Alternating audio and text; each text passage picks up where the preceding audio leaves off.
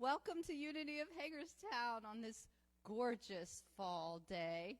Enjoy those trees, and we're going to have a lovely song to get started.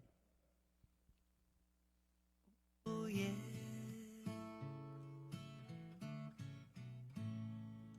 We gather our hearts in the face of hatred. We gather our love in the shadow of fear. We gather our light in the hour of darkness. We gather now, we gather here. We gather now, and we gather here.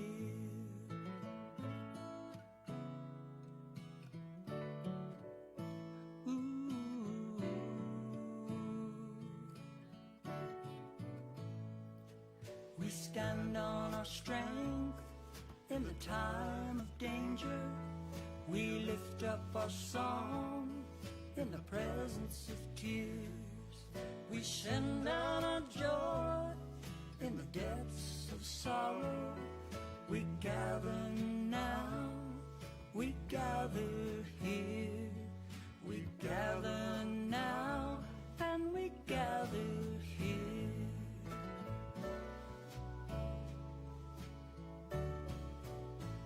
We come together in this time and place. We come together in this kindness, and with our grace we call out for peace. In the heat of anger we step into faith. In the midst of despair we celebrate hope. In the heart of sadness we gather now, and everywhere we gather now, we gather everywhere.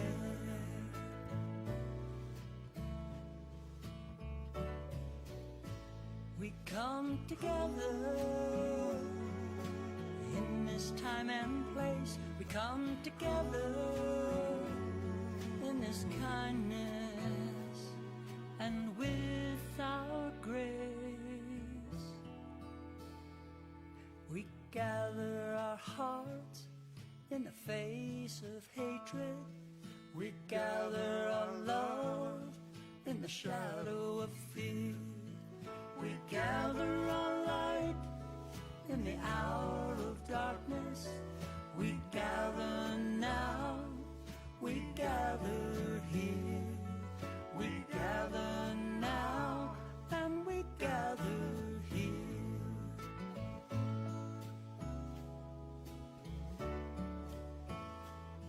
We gather now, and we gather here. That was beautiful, beautiful. Well, welcome to everybody that came out today. We are so happy that you're here, and all of you at home, all comfy cozy. We're also glad that you joined in with us. So we're going to have our opening prayer this morning with Safi as she makes her way up. And I'm January. I'm here just to tell you a couple things. Thank you. Good morning. So let's go ahead and drop into our heart spaces here this morning together. And just tuning inward to the song that we just listened to and whatever is coming up for us with that. And I personally am thanking Father, Mother, God for this community and the fact that no matter how long we might drift away, this beautiful community is always here waiting for our return. And we always have the opportunity to gather here. So just tuning into the beauty of that community, knowing that you are held, you are beloved here in this space. And we are so grateful, so incredibly grateful for the opportunity to connect so deeply with other souls that are aligned in love and light alongside us. And we lift up that vision, seeing it possible for the wider community. for the local Hagerstown community, for the state of Maryland, for our country, for all countries, for the entire planet and all beings. And we thank Spirit within and without for the opportunities to come together. And so it is. Amen. Excellent. So good. Awesome reminders for sure. So why don't we say this together? Follow me. Unity of Hagerstown, a welcoming community, embraces spiritual awakening through affirmative prayer and meditation, creating a positive path for abundant living for all. And that is our mission here at Unity of Hagerstown. And now we're going to have the daily word with Dee.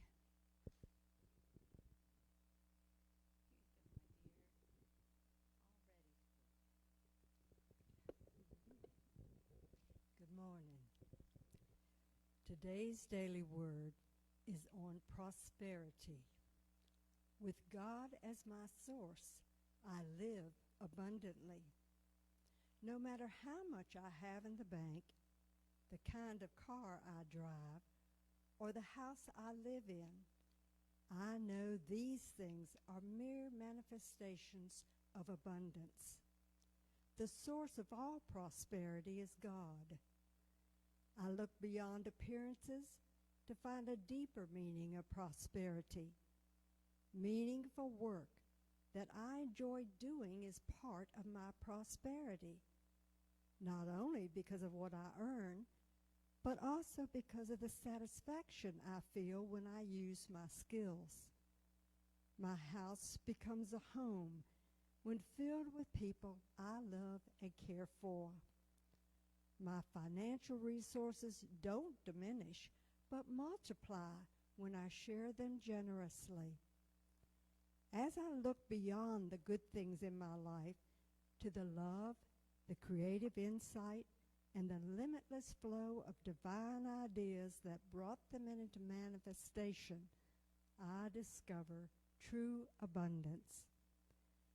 Our reading today is from Proverbs 8:18.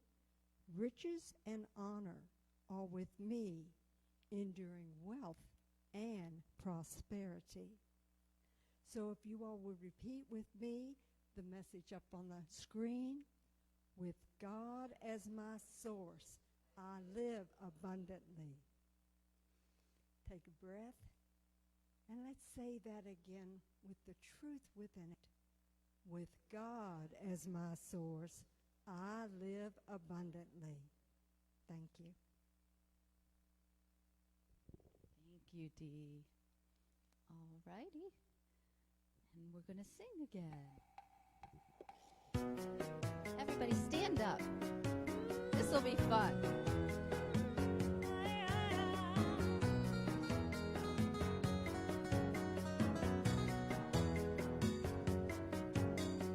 Mighty, mighty currents of love are flowing through my body and soul. Mighty, mighty currents of love are healing me. Mighty, mighty currents of love are flowing through my body.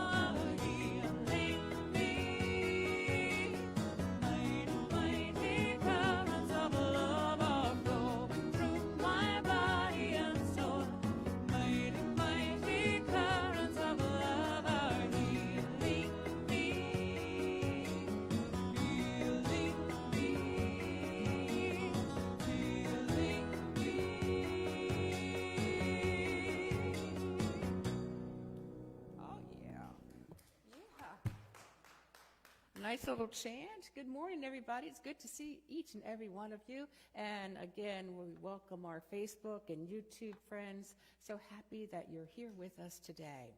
Let's see what the next slide brings, shall we? It's a good one. The ache for home lives in all of us, the safe place where we can go as we are and not be questioned.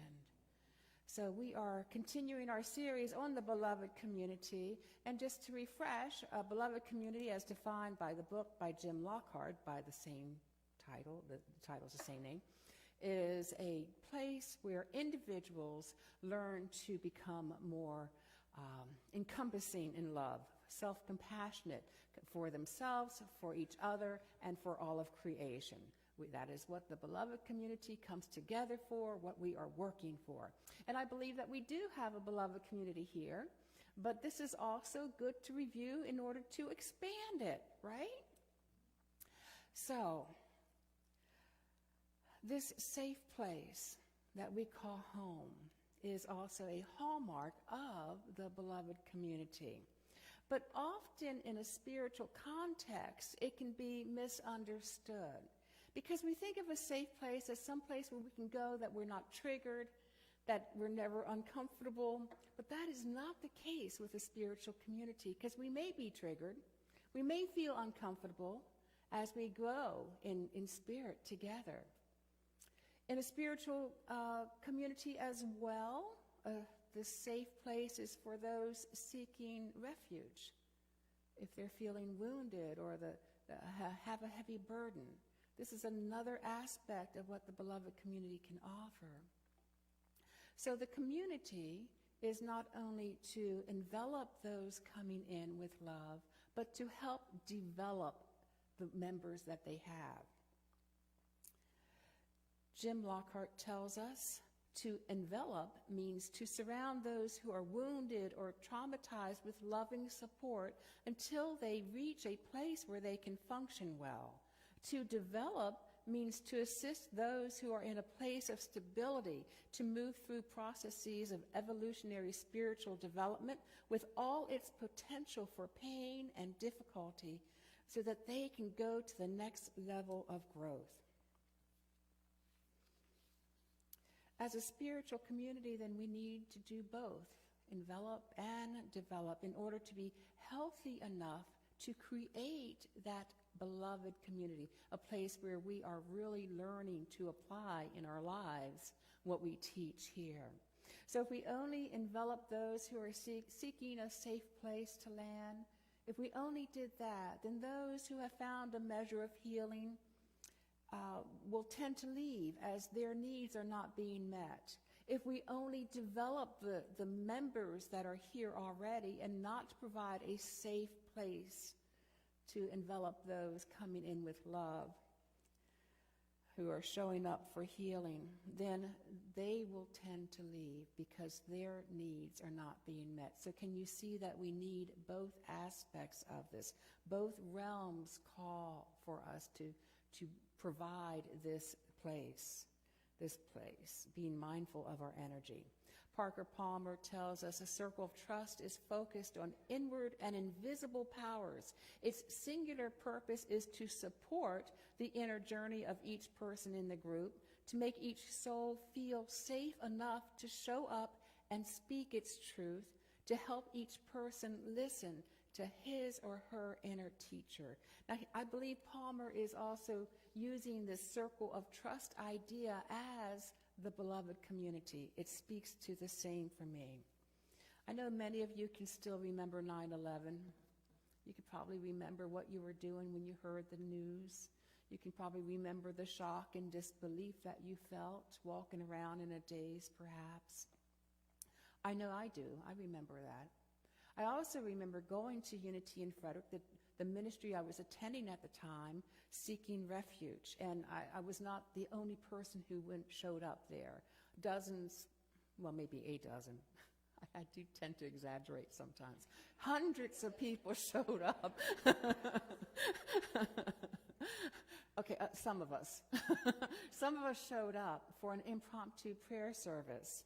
We seek out our spiritual community in times of trouble, to feel that safety and protection of God. Every Sunday at the end of our service, what do we say? We say the prayer of protection. The light of God surrounds us. The love of God enfolds us. The power of God protects us. What do we mean by the power of God protecting us? Well, for me, it's not like a shield over this particular community. It's not something outside of us protecting us. It is that power of wisdom within. Have you ever planned a trip, say going to Myrtle Beach or going down 95? You ever thought, okay, if I take this route, it's only going to be X amount of hours. But then something tells you to take a back road instead. And you later find out there was a multi-car accident and a 3-mile backup right when you would have been going through. That is that protecting power of God, I believe. I also believe that as we develop the power of love within us, love is a magnetic energy. It draws to us our good. When we develop that power of love, we are in effect saying no to something that may not be good.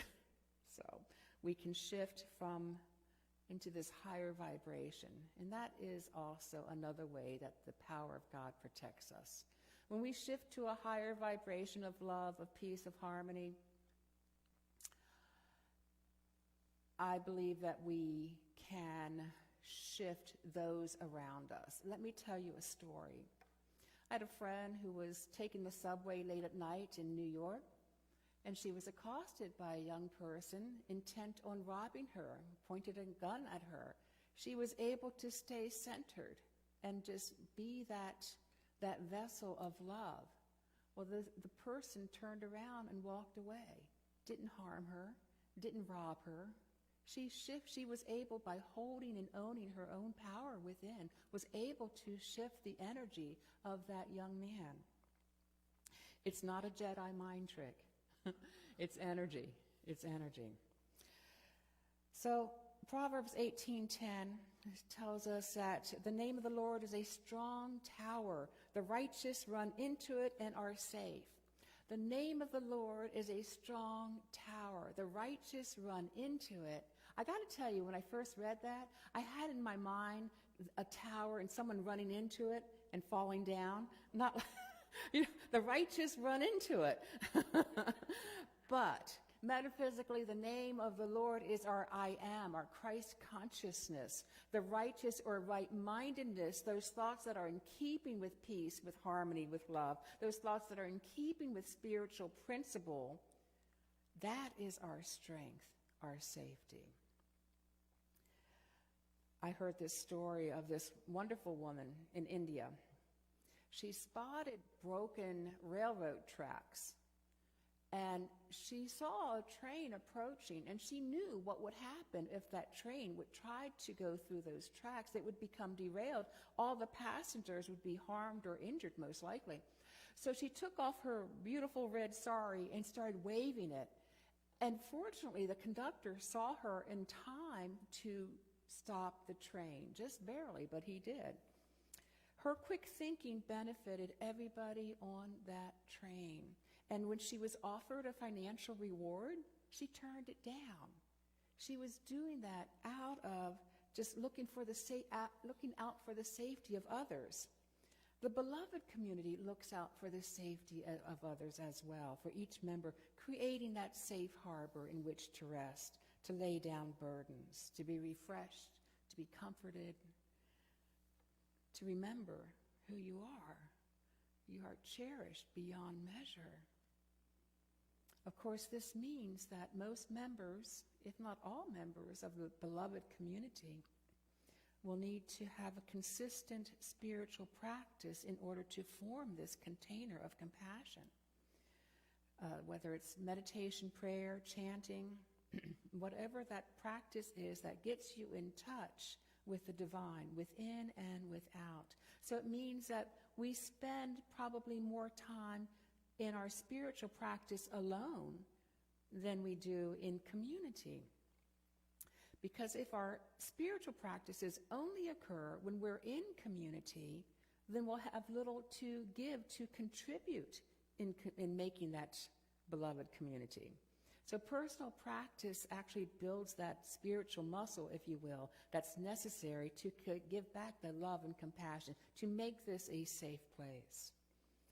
The interesting thing about spiritual work is it's ongoing. I believe it. I believe it is ongoing. It's not a one and done. It's continual. But that's a good thing, because that means that we keep growing.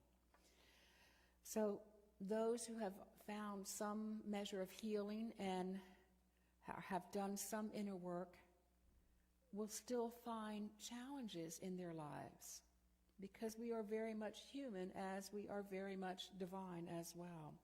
And that those challenges may tend to trigger us, but the beloved community, maybe not every member of the beloved community, but there's enough support for you there, enough love and compassion for you there to see you through. There's enough of the vision of who you truly are. We know we're not our triggers. We get triggered, right? We get triggered. Or maybe it's just me. I get triggered, okay? So when I get triggered, this group welcomes me anyway. Okay, I got a little off center there. So we are creating this chrysalis of support for not only those who need to come in for healing and for respite, but for those who choose to do the deep work as well. And it's often painful work of spiritual growth. There is no change without some degree of discomfort. In fact, Sue Monk Kidd says, "The truth may set you free, but first it will shatter the safe, sweet way you live." Yes, yes. So let's remember, as Ram Dass says, we are all just walking each other home. So we have started with the story of the Lewis and Clark expedition, tying it in as an analogy with creating the beloved community, seeing the challenges of unexpected landscapes before us, seeing the challenges of the inner sabotage that our inner critic does, although in the expedition with Lewis and Clark, they actually had someone out there sabotaging them. And now we're going to continue the story today, the analogy today, and learn a bit about this beautiful Shoshone woman, young girl really. She had been kidnapped at the age of 11. As a teenager, she became the wife to a French-Canadian trapper, and her husband was hired as a guide for the expedition, for the Lewis and Clark expedition. If you're thinking, what's the point? I'm getting to it.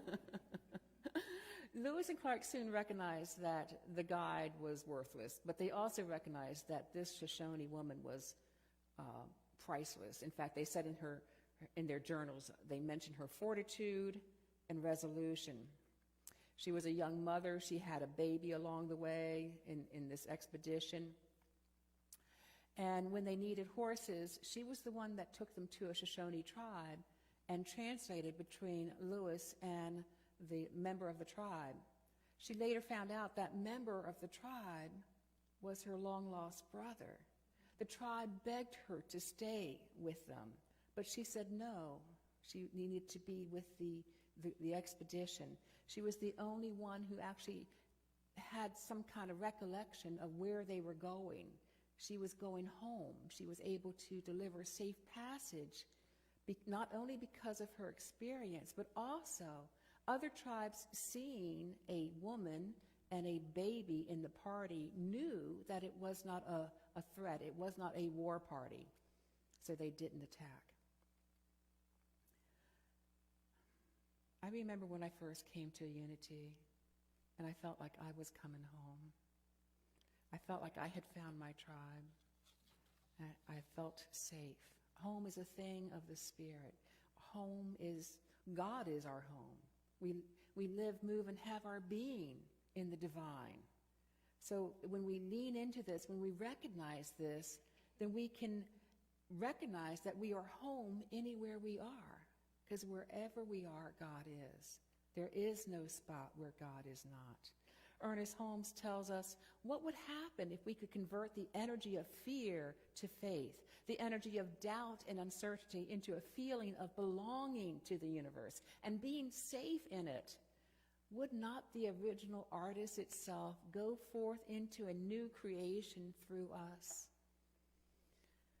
Having God go forth through us into a new creation, a new earth, into a universal beloved community.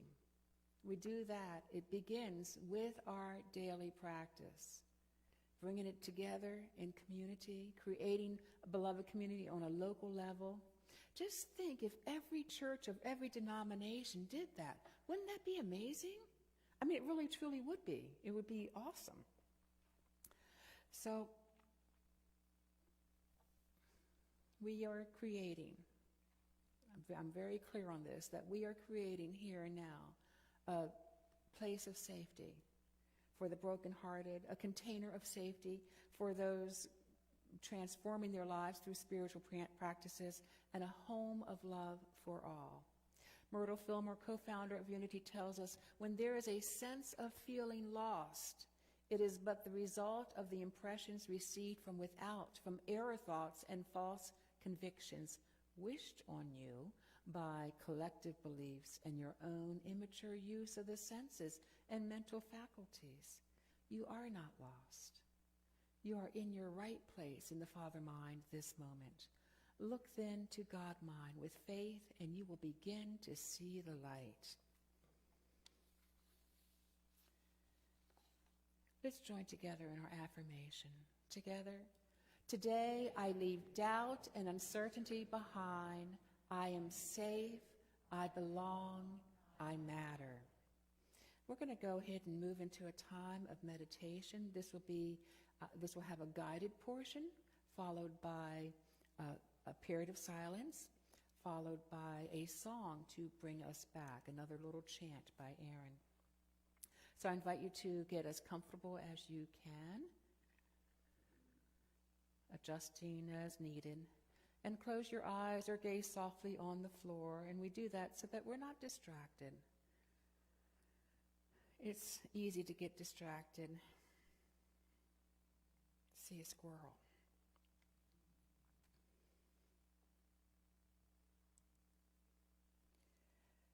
Taking a nice deep breath in, pausing at the top of the breath, and then releasing it slowly, slowly.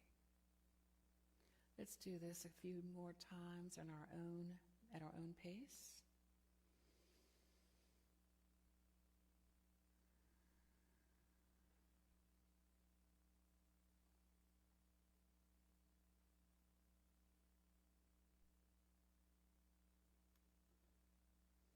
And as we relax the body, as we calm the mind, just being present here and now.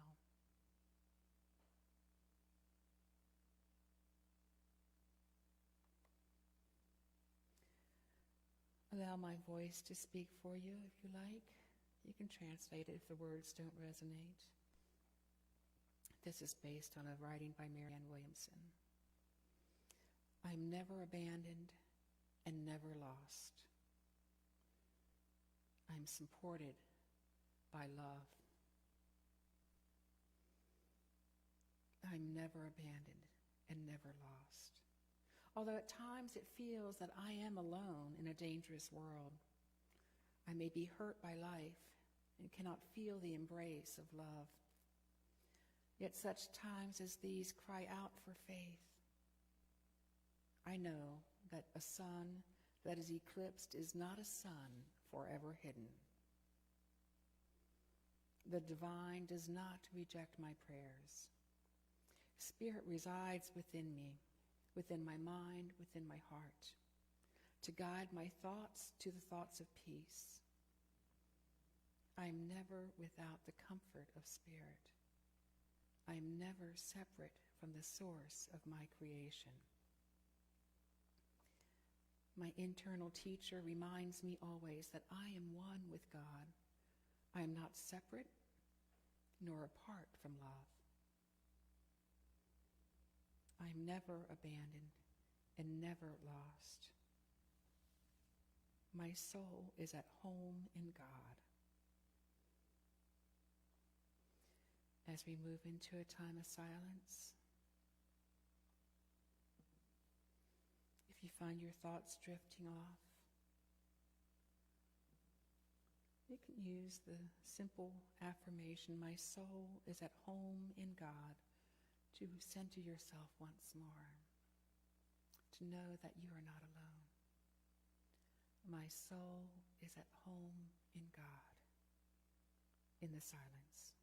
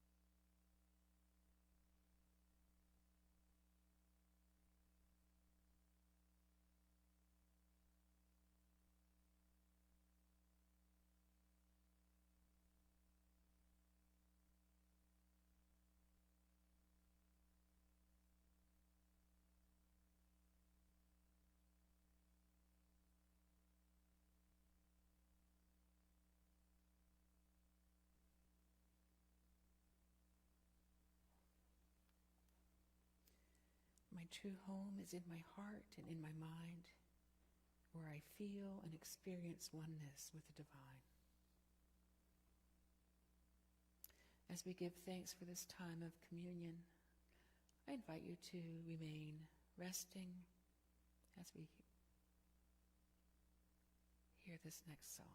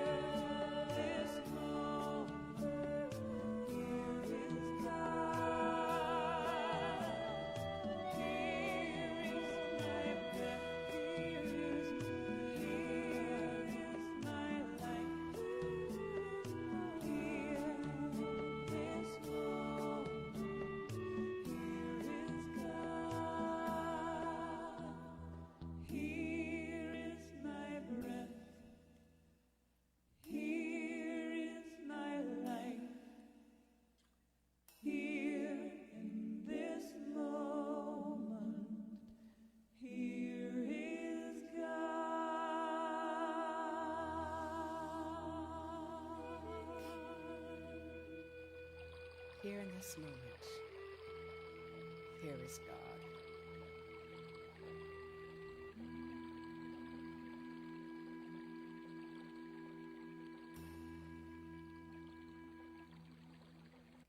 Now, if you'll join me in this affirmation together, I open my heart to the unexpected gifts of community. And our offertory prayer together, we affirm infinite abundance continuously flowing into and within this ministry through Spirit, expressing through infinite channels. And we affirm the wisdom, understanding, and discernment in all matters as directed by Spirit within. We bless the gifts that are received today, and we bless the givers, and so it is. And if you're watching virtually, I invite you to go to unityhagerstown.org and just click on that donate button. Hey, all your gifts are greatly appreciated. Thank you. And during the offering, we will have another song.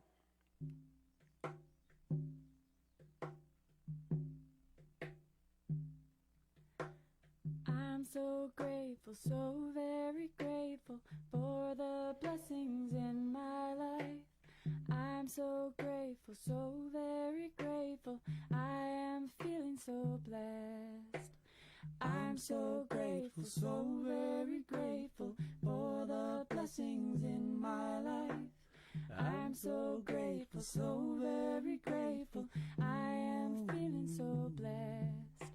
And as I'm giving, I am receiving, and I'm feeling the love that is. And love is everything, I'm one with everything. I am feeling so blessed. I'm so grateful, so very grateful for the blessings in my life. I'm so grateful, so very grateful. I am feeling so blessed. I'm so grateful, so very grateful for the blessings in my life. I'm so grateful, so very grateful. I am feeling so blessed. I am feeling so blessed. I am feeling so blessed. Amen. Guess what, y'all? Next Sunday, we have live music with Joe Genorio. Yeah. I'm so excited. And then the following Sunday, Brett and Patty come back with us. So let's see. Yes, we do have a few announcements. In January, if you could start the passing of the sign-up boards. Boards, plural. Just trying to get an idea of who's interested in these things. Our women's retreat is coming up this weekend. It's not too late. We still have a couple beds left. If you're interested in doing that, there are flyers out in the foyer.